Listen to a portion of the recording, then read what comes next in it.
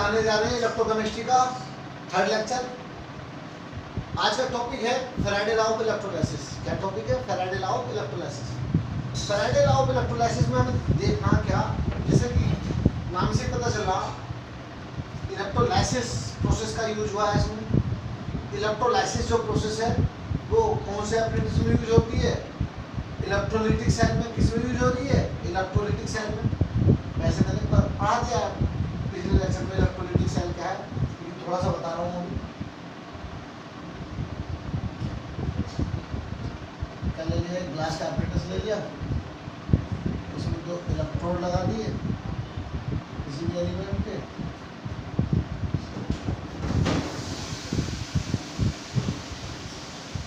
इसे जोड़ दिया, बैटरी से जोड़ दिया,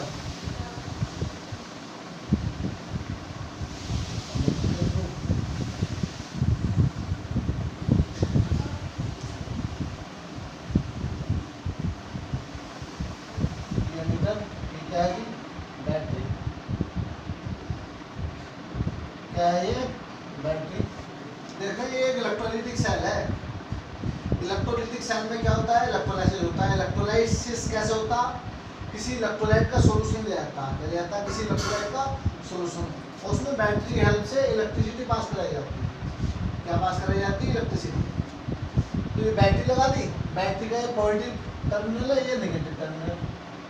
इलेक्ट्रोड का जो सिरा बैटरी के पॉजिटिव टर्मिनल से जुड़ा होता है उसे आप क्या बोलते हैं? एनोड। क्या बोलते हैं आप उसे? एनोड। और दूसरे जो नेगेटिव एंड से जुड़ा रहता है उसे आप क्या बोलते हैं? कैथोड। क्या बोलते हैं? कैथोड। अब इस एप्रेटिस में क्या रहेगा? कोई इलेक्ट्रोलाइट रहेगा, किसी इलेक्ट्रोलाइट का सॉल्यूशन, इलेक्ट्रोलाइटिक सॉल्यूशन बोल सकते हैं। इलेक्ट्रोलाइटिक सॉल्यूशन या सॉल्यूशन ऑफ इलेक्ट्रोलाइट जी। उसे बाइनरी करा तो क्या हो जाएगा? वो अपने आयनों में डिवाइड हो जाएगा। अब क्या करेंगे आपने? बैटरी के हेल्प से इलेक्ट्रिसिटी पास करेंगे। तो इसमें क्या क्या प्रेजेंट होंगे जी, बताइए आप।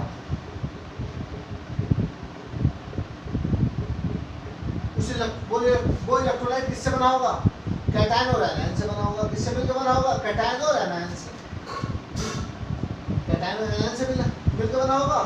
तो कैटायन कहाँ प्रेजेंट होंगे इसमें? लोग कैटायन यहाँ प्रेजेंट रहेंगे, प्लस चार्ज लगा दिया। एनायन पे ये लिख दिया, क्या लगा दिया? माइनस चार्ज दिखा दिया। एनी प्रॉब्लम सर जी? एनोड पे कौन सा चार्ज है? पॉजिटिव। तो क्या हो गया? एनोड वाली नोड पॉजिटिव होगी, पॉजिटिव चार्ज आएगा इस पे। एनोड पे नेगेटिव चार्ज है, क्या आएगा इस पे जी? तो नेगेटिव चार्ज आएंगे। आपको मालूम है इलेक्ट्रोलाइटिक सेल में कैथोड नेगेटिव होता है जी, एनोड पॉजिटिव। ये समझो सब। जैसे ही इलेक्ट्रिक कंडक्ट कराएंगे, इलेक्ट्रोलाइट आयन में डिवाइड हो गया, वो इलेक्ट्रिसिटी कंडक्ट होगी, इलेक्ट्रिसिटी कंडक्ट होगी। अब इसमें इस सॉल्यूशन में जो इलेक्ट्रोलाइट है उसके इलेक्ट्रोलाइट के आयन नेचर के अकॉर्डिंग अपोजिट इलेक्ट्रोड की ओर मूवमेंट करेंगे। किसकी ओर मूवमेंट करेंगे? अपोजिट इलेक्ट्रोड की ओर मूवमेंट। ये आयन क्या है? ये आयन ये जैसे इलेक्ट्रिक कंडक्ट करेंगे तो क्या हो जाएंगे? डिस्चार्ज। डिस्चार्ज कैसे होंगे? डिस्चार्ज कैसे होंगे? इसके पास इलेक्ट्रॉन है, ये इलेक्ट्रॉन किसे लूज कर देगा? एनोड को कर देगा। ये एनायन क्या करेगा? इलेक्ट्रॉन को, वो एनोड को इलेक्ट्रॉन लूज कर देगा। ये सब क्या हो जाएगा? न्यूट्रलाइज हो जाएगा, डिस्चार्ज हो जाएगा। ये कैटायन, इसमें पॉजिटिव चार्ज, इसमें इलेक्ट्रॉन कमी है, ये कैथोड से इलेक्ट्रॉन ले लेगा, मतलब हो जाएगा ये भी डिस्चार्ज हो जाएगा। देखो कैसे देखते हैं अब, कुछ भी जी डिस्चार्ज हो जाएंगे। अब एक बार बताइए हम, ये जो इलेक्ट्रोलाइट है ये मोल्टन स्टेट में भी हो सकता है। किसमें हो सकता है? मोल्टन स्टेट में और एक्वस सॉल्यूशन में भी। क्या हो सकता है? एक्वस सॉल्यूशन में भी। सपोज हम इसमें NaCl ले रहे हैं, क्या ले रहे हैं? NaCl। NaCl किससे मिलकर बना? Na plus Cl minus, Na plus Cl minus. Positive charge है, पॉजिटिव होने के कारण, प्लस चार्ज होने के कारण ये कहाँ जाएंगे? कहाँ जाएंगे जी? ये जाएंगे कैथोड पे। कहाँ जाएंगे? कैथोड पे। लो Cl नेगेटिव होने के कारण कहाँ जाएगा? एनोड पे। अब क्या हो जाएंगे? न्यूट्रलाइज हो जाएंगे। क्या हो जाएंगे? न्यूट्रलाइज। Cl क्या है? क्लोरीन। ये गैसेस फॉर्म में मिलता है। तो गैस कहाँ डिपोजिट होगी? एनोड पर। कहाँ होगी? एनोड पर, और सोडियम कहाँ डिपॉजिट हो रहा है? कैथोड पर। कहाँ हो रहा है? कैथोड पर। मैंने पिछले लेक्चर में इलेक्ट्रोलाइसिस में बताया भी था। अब एक बात बताइए, गैस के केस में क्लोरीन प्लस क्लोरीन मिलकर बनाएंगे क्लोरीन गैस। गैस के केस में आप क्या होते हैं? गैस डिपॉजिट नहीं होती, लिबरेट होती है किसी भी इलेक्ट्रोड पर, किसी भी इलेक्ट्रोड पर। और जी जो मेटल होता वो क्या होता है? डिपॉजिट। तो सोडियम कहाँ डिपॉजिट हो रहा है इस प्रोसेस में? कैथोड पर। सोडियम कहाँ डिपॉजिट हो रहा है? कैथोड पर। ये सब जानते हैं? ये सुनो। अच्छा, ये सोडियम कैथोड पर डिपॉजिट हुआ, क्लोरीन गैस एनोड पे लिबरेट हुई, कौन सी प्रोसेस के थ्रू? इलेक्ट्रोलाइसिस प्रोसेस के थ्रू। कब हुई ये? कब बताओ?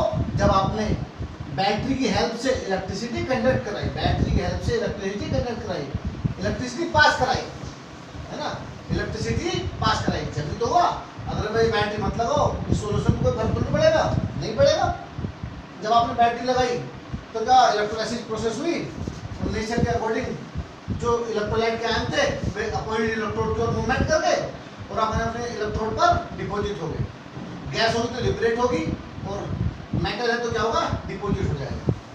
सर इसी बात को कहने के लिए एक साइंटिस्ट हुए माइकल फैराडे। माइकल फैराडे ने क्या करा कि भाई जो गैस डिपॉजिट हो रही किसी भी इलेक्ट्रोड पर, या जो मेटल डिपॉजिट हो रहा किसी भी इलेक्ट्रोड पर, उसका कुछ ना कुछ अमाउंट तो होगा। ये सुनो, कुछ अमाउंट तो डिपॉजिट होगा मेटल का या कुछ गैस का। गैस लिबरेट होगी, उस गैस का कुछ अमाउंट होगा। कब हुआ? जब इलेक्ट्रिसिटी पास कराई, जब इलेक्ट्रिसिटी पास कराई या चार्ज प्रोवाइड कराया किसके थ्रू? बैटरी के थ्रू, बैटरी के थ्रू। तो इस रिलेशन को किसने बताया? माइकल फैराडे ने बताया। क्या बताया? माइकल फैराडे ने। अब कौन सी प्रोसेस का यूज किया? इलेक्ट्रोलाइसिस का। कौन सी प्रोसेस का यूज किया? इलेक्ट्रोलाइसिस का। तो इस लॉ को क्या बोल रहे हैं आप? इन लॉ को, इस लॉ को क्या बोल रहे हैं? Faraday law of electrolysis. क्या है जी? Faraday law of electrolysis. उन्होंने क्वांटिटी ऑफ इलेक्ट्रिसिटी और जो सब्सटेंस का मास डिपॉजिट हो रहा है, कोई गैस लिबरेट हो रही है, उसमें रिलेशन बताया इस प्रोसेस के थ्रू। इसलिए इन प्रोसेस का नाम क्या दिया गया? फैराडे लॉ ऑफ इलेक्ट्रोलाइसिस, क्योंकि उन्होंने इलेक्ट्रोलाइसिस प्रोसेस का यूज करा। अच्छा, ये फैराडे ने 2 लॉ दिए। अब हम पढ़ रहे हैं, सबसे पहले फर्स्ट लॉ पढ़ेंगे। क्या पढ़ेंगे? First law. First Faraday law, first Faraday law.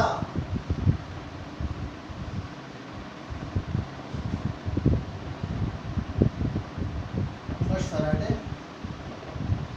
क्या है? देखिए जरा ध्यान से।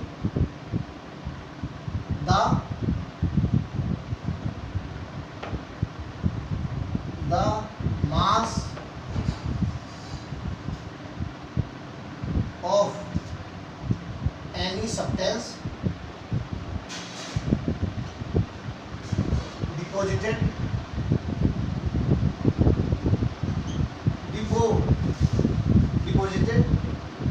or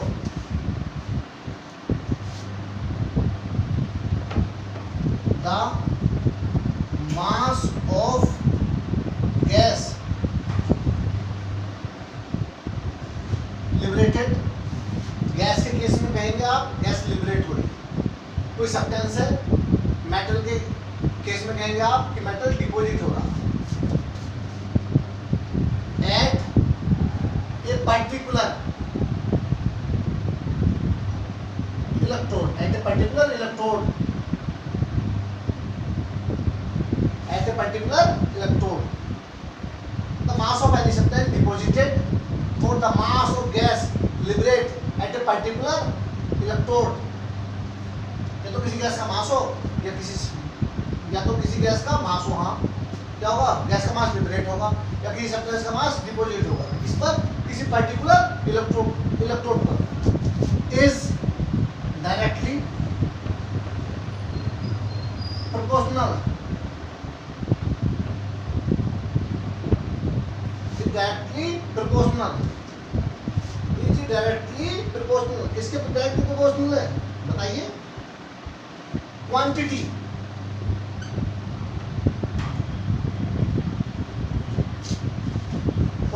of electricity, quantity of electricity,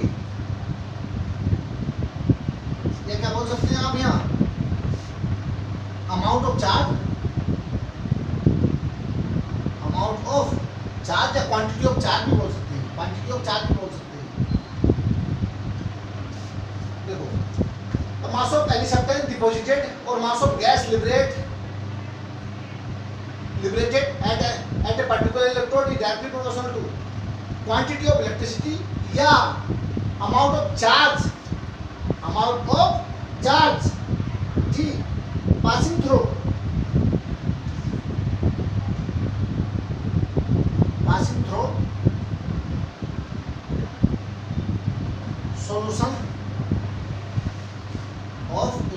solution of electrolyte ये ठीक है जी। देख लो एक बार, mass of any substance deposited, the mass of gas liberated at an electrode at a particular electrode is directly proportional to quantity of electricity या quantity of charge या amount of charge या amount of electricity passing through solution में electrolyte या electrolytic solution। ये हो गया।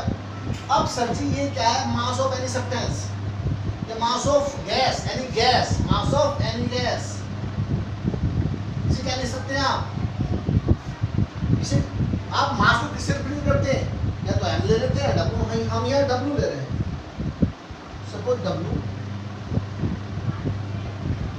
मास of any substance W directly proportional किसके, quantity of charge या quantity of electricity, quantity of electricity को आप किससे नोट कर रहे हैं, Q से। ठीक है, हो गया, क्या होगा जी, W प्रोपोर्शनल को हटाने के लिए क्या लगाना पड़ता है, कांस्टेंट, कांस्टेंट क्या है, Z, ये हो गया।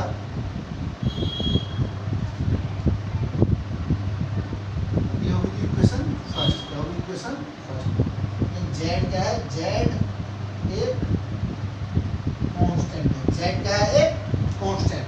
ठीक है जी, इस आप क्या बोलते हैं,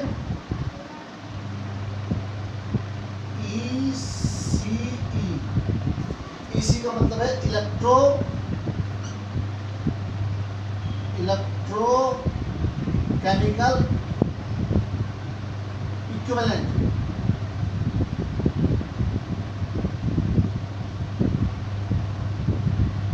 इलेक्ट्रोकेमिकल इक्विवेलेंट, जेड का है कांस्टेंट, इसे क्या बोलते हैं आप, इलेक्ट्रोकेमिकल इक्विवेलेंट।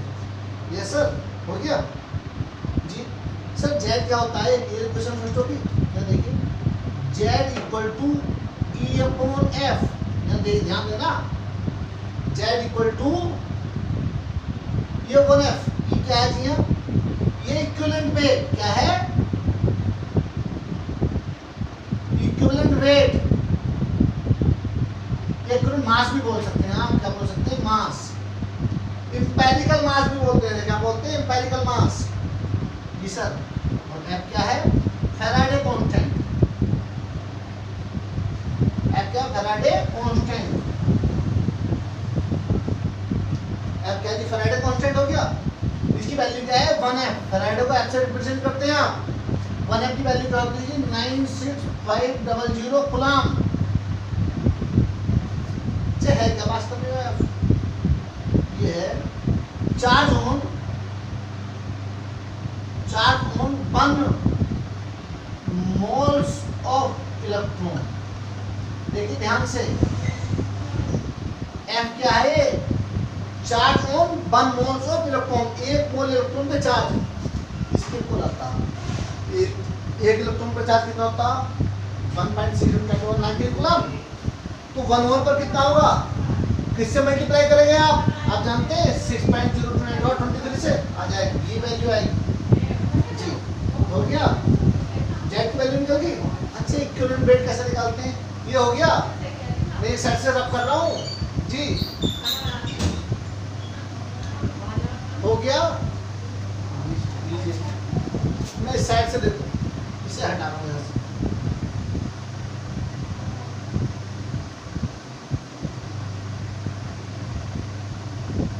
जी बेटे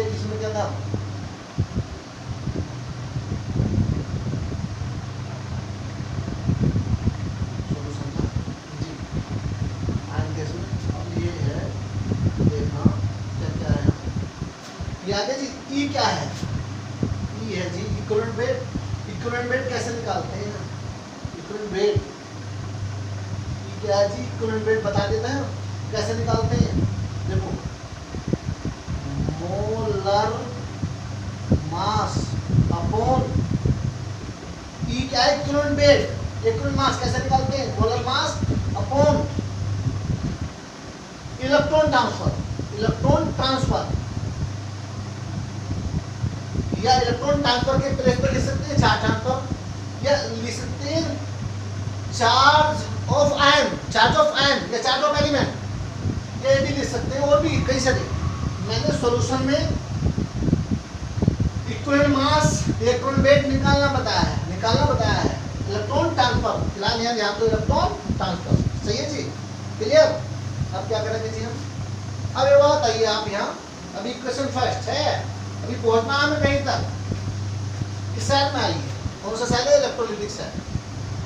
सपोज बैटरी की हेल्प से, किसकी हेल्प से, बैटरी की हेल्प से हमने क्या करा, कुछ इलेक्ट्रिसिटी पास कराई, कुछ चार्ज पास कराया जी, उस चार्ज की वैल्यू क्या है क्यू।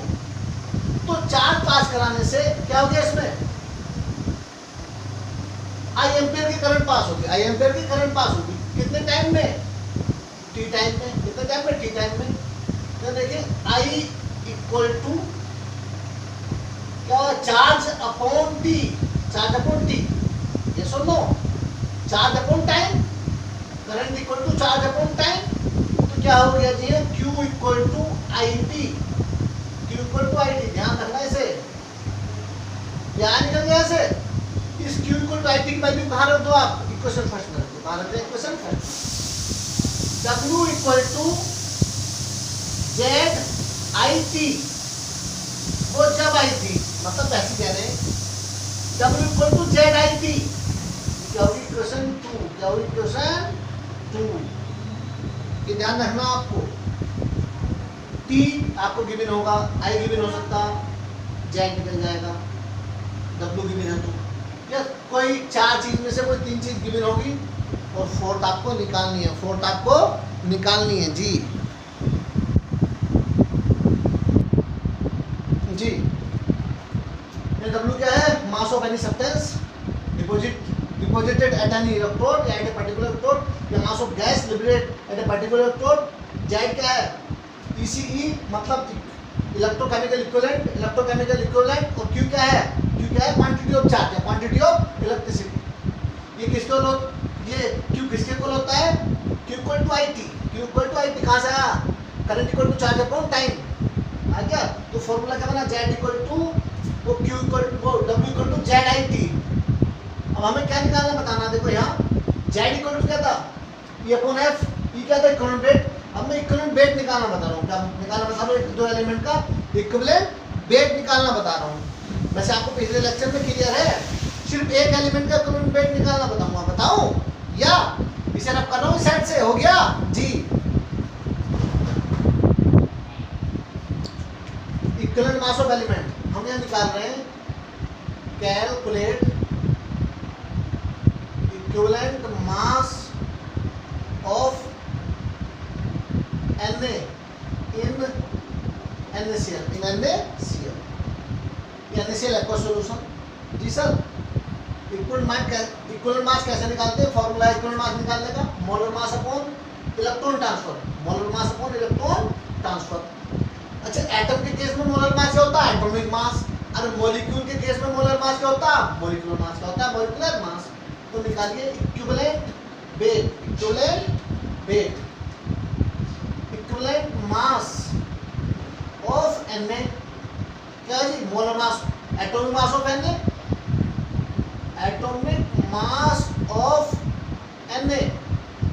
जी सर, अपॉन इलेक्ट्रॉन ट्रांसफर, यहाँ देखिए जरा, NaCl से क्या बना, Na plus Cl minus. Na कहाँ गया था, कैथोड पे, कैथोड पे क्या करा था, देखो एक इलेक्ट्रॉन लिया Na ने, क्या हो गया, डिस्चार्ज हो गया, क्या हो गया, डिस्चार्ज। ये सुनो, तो डिस्चार्ज होने के लिए ये पे चार्ज कितना 1, तो डिस्चार्ज होने के लिए कितने इलेक्ट्रॉन का ट्रांसफर हुआ? एक इलेक्ट्रॉन का। कितने इलेक्ट्रॉन का ट्रांसफर हुआ? या 1 इलेक्ट्रॉन का। तो क्या रख देंगे यहाँ? इलेक्ट्रॉन ट्रांसफर के बेस पर 1 रखें जी। इसे हटाऊं जी। एटॉमिक मास क्या है सोडियम का? 23 अपॉन 1, तो क्या हो गया यहाँ? 23 इक्वल टू मोलर मास ही आया क्या? Equivalent mass. हर किसी एलिमेंट के लिए अलग होगा, हर किसी एलिमेंट के लिए इक्विवेलेंट की वैल्यू अलग हो सकती है। वो कैलकुलेशन पर डिपेंड करेगा, इस पर डिपेंड करेगा कैलकुलेशन पर। और जी जेड क्या है? ये कांस्टेंट था। इक्विवेलेंट केमिकल क्या था? Electrochemical equivalent. इसकी वैल्यू भी ईच आयन के लिए डिफरेंट होती है। Value of Z are different for different ions, okay. अब मैं क्या करा रहा हूँ? इसी बातों में न्यूमेरिकल कराने जा रहा हूँ। इस टॉपिक पे क्या करा रहा हूँ? न्यूमेरिकल। 2 न्यूमेरिकल कराऊंगा, उसके बाद कुछ होमवर्क के लिए दूंगा, बाकी आप करेंगे। फिर नेक्स्ट लेक्चर में कराएंगे फैराडे सेकंड लॉ। क्या कराएंगे? फैराडे सेकंड लॉ जी। जी अब क्या कर रहे हैं? हम न्यूमेरिकल करा रहे हैं आपको। न्यूमेरिकल फर्स्ट है, find the amount of copper deposited when 5 ampere current is used for 1 hour to electrolyze copper sulfate solution। और गिवन है एटॉमिक मास ऑफ कॉपर 63.5 ग्राम पर मोल, 1F फैराडे की वैल्यू 96500 कूलम। और इसका आंसर भी गिवन है, A 6.6, B 4.2, C 5.8, D 8.2 gram. Answer अब question कर रहे हैं। सबसे पहले देखना गिवन क्या क्या है। गिवन दैट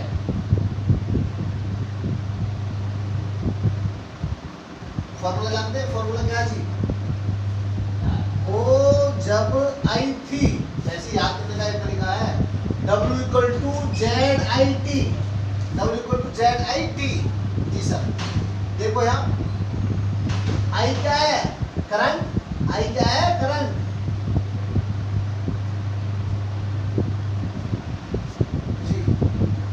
क्या है? टाइम। जेड की वैल्यू बताइए, निकालते हैं। जेड क्या था जी? बता रहे जेड इक्वल टू ये अपॉन एफ। ये सुन लो, ये सब बातें तुम्हें ध्यान रखनी है। सबसे पहले देखो गिवन क्या है। Given that I equal to 5 ampere. 5 कितने टाइम तक? T equal to 1 hour. इसे सेकंड में कन्वर्ट करो, 1 इंटू 60 इंटू 60 जो भी होगी वैल्यू देखते हैं। आई की वैल्यू आ गई टी की। जेड चाहिए। इलेक्ट्रोड पर कौन सा एलिमेंट डिपॉजिट हुआ है? कॉपर सर चाहिए। उसकी वैल्यू कैसे निकालते हैं? Z equal to E upon F. Z equal to E upon F. F की वैल्यू गिवन है दिस 96500 कूलम। ई कैसे निकालते हैं? ई कॉपर के लिए निकालेंगे क्या जी? कॉपर सल्फेट सॉल्यूशन में कॉपर पे चार्ज क्या आगा? यहाँ देखिए CuSO4 सॉल्यूशन है। कैसे बना? वाटर में डिसॉल्व करा, Cu+2 एक्वस, मुझे SO4 डबल माइनस एक्वस जी सर। तो Cu किस फॉर्म में है? +2 फॉर्म में है। कैसे बना देखो, अब Cu कहाँ पॉजिटिव चार्ज है, कैटायन है, कहाँ डिपॉजिट होगा? कैथोड पर। तो कैथोड की रिएक्शन क्या हो? Cu+2 इलेक्ट्रॉन गेन, कैथोड पे क्या हो? रिडक्शन। इलेक्ट्रॉन गेन करेंगे 2 और क्या हो जाएगा? Cu सॉलिड में कन्वर्ट न्यूट्रलाइज हो गया। क्या हो गया? न्यूट्रलाइज। हाँ सॉलिड लिख दो या एक्वस लिख दो, कोई फर्क नहीं पड़ रहा। क्या हो गया जी? ये न्यूट्रलाइज हो गया कैथोड पे। इस पे क्या चार्ज है? Cu+2 से Cu बनने में कितने इलेक्ट्रॉन का ट्रांसफर हुआ? 2 इलेक्ट्रॉन का। तो चार्ज भी लिख देते हैं। क्या लिख देते हैं? चार्ज भी। तो कैसे निकालते हैं जी इक्विवेलेंट? इक्विवेलेंट वेट या मास ऑफ Cu निकालेंगे हम। क्या जी? Molar mass upon charge, molar mass upon electron transfer. Molar मास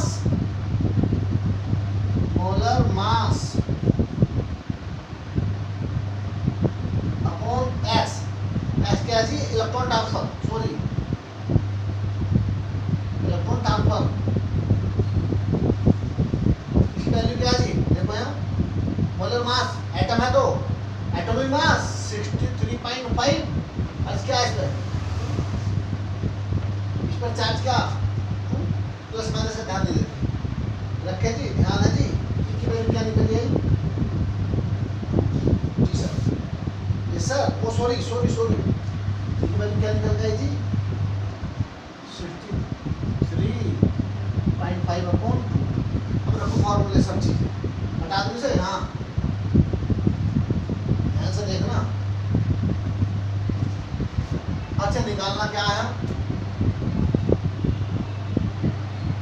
जेड तो निकल गया, जेड तो निकल गया, ई की वैल्यू पता चलती है, एफ ऊपर से गिवन है, एफ क्या है जी, ई भी यहाँ लिख लो, ई क्या है जी 63.5 अपॉन 2, और सर सर सर क्या है जी एफ की वैल्यू जी, एफ 1 इक्वल टू 965 डबल की ऊपर भी गिवन है गुलाम जी। रखो क्या निकालना, W equal to Z I T, सबकी वैल्यू है W, जेड की वैल्यू क्या है जी ये अपॉन एफ, ई की वैल्यू रखो जल्दी 63.5 अपॉन 2। ये सुनो देखिए जरा ध्यान से देखो, Z equal W equal to Z, Z की वैल्यू क्या है E upon F into I T, E की वैल्यू क्या आ दिया बताइए, ई सर रखें जी 63.5 upon 2 1 upon F into I into T, देखिए 63.5 अपॉन 2, एफ की वैल्यू 96500, आई की वैल्यू 5, टी की वैल्यू 60 इंटू 60, ध्यान देना जी ये 2 है, एक जीरो से 2 जीरो से 2 जीरो, 3 टाइम कट गया, 5 1 जा 5 कितना बचा 4, 5 9 जा 45, 1 बचा 5 3 जा 11 जी 60, देखो W equal to 63.5 into 6 into 19 कटा के दो डायरेक्ट, नहीं करता काटे फिटिंग आंसर आएगा जी, आंसर आएगा 5.8, क्या है 5.8 इसमें से कौन सा आंसर आ रहा जी सी, हो गया क्वेश्चन कर लिया, हट जाओ मैं ऐसे देख लो, एक सिंपल मेथड हो रहा है बता दूं उसे अभी, और मतलब आपको 2 मिनट में क्वेश्चन करना, कितने मिनट में करना 2 मिनट में, कोई शुरू में बताने में मुझे टाइम लगेगा पर फिर ये क्वेश्चन एकदम कभी 2 मिनट में हो जाया करेगा जी, बता दूं जी। इसे अब दूसरा मेथड क्या है, यूनिटरी मेथड क्या है, शॉर्टकट मेथड क्या है, डिपॉजिट क्या है, find the amount of copper deposited, या कॉपर क्या है मेटल है, मींस कैटायन है, क्या कैटायन, और किसी इलेक्ट्रोलाइसिस प्रोसेस में कैटायन कहाँ डिपॉजिट होते हैं कैथोड पर, और कैथोड पर कौन सी प्रोसेस होती है, कौन सी प्रोसेस होती है रिडक्शन, कौन सी होती है रिडक्शन जी, तो क्या करते हैं रिडक्शन का होता है इलेक्ट्रॉनिक गेनिंग होती है, तो क्या होगा ये Cu+2 आयन क्या करके इलेक्ट्रॉनिक गेनिंग करके इसमें कॉपर में कन्वर्ट कर देंगे, इसे किस में कन्वर्ट कर देंगे कॉपर में, तो ये कहाँ डिपॉजिट हो जाएगा कैथोड पर, है ना, कहाँ डिपॉजिट हो गया ये कैथोड पर, ये समझो जी।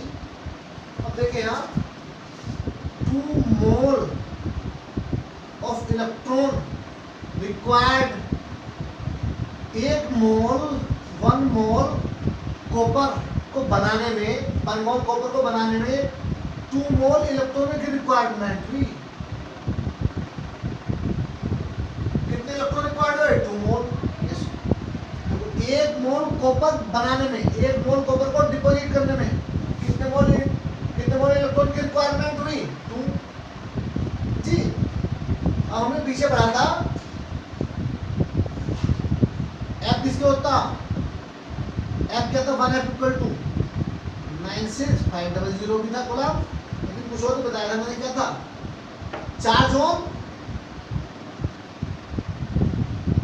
1 मोल electron, charge on 1 mole of electron, या 2 मोल इलेक्ट्रॉन ये चार्ज के इक्वल है, किसके इक्वल है? चार्ज के।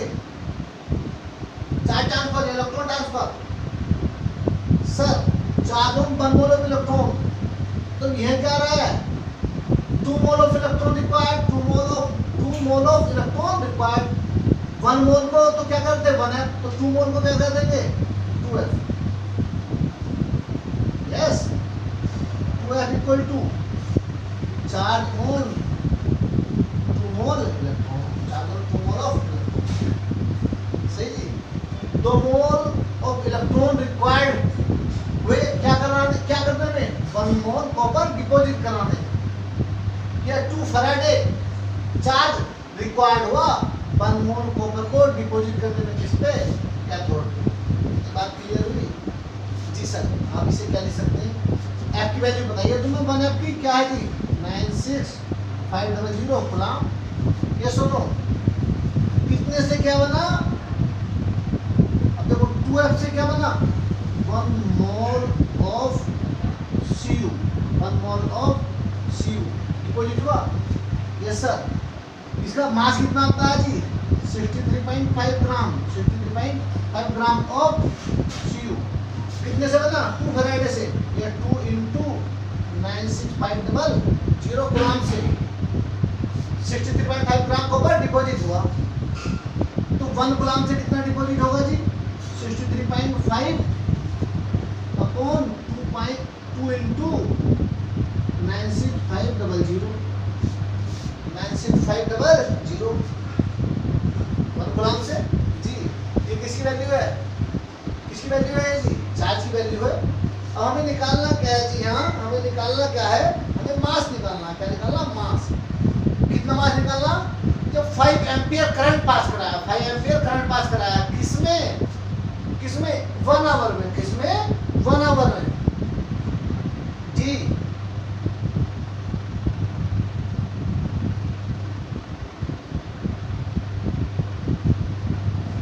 अब सुनिए, देखो अब Q की वैल्यू यहाँ से देखो, यहाँ देखिए जरा, ये सर्किल है। Q की वैल्यू क्या आ रही है यहाँ से? I क्या था यहाँ? बताओ, I क्या था? 5। T क्या था? 60 इंटू 60। ठीक है, यो भी तो चार्ज ही है, यो भी तो कूलम ही है। किसके इक्वल है?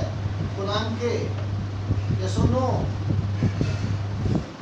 एक कूलम, देखो एक कूलम से कितना बनना है? 63.5 अपॉन 2 इंटू 96500। तो इतने से कितने बनेगा?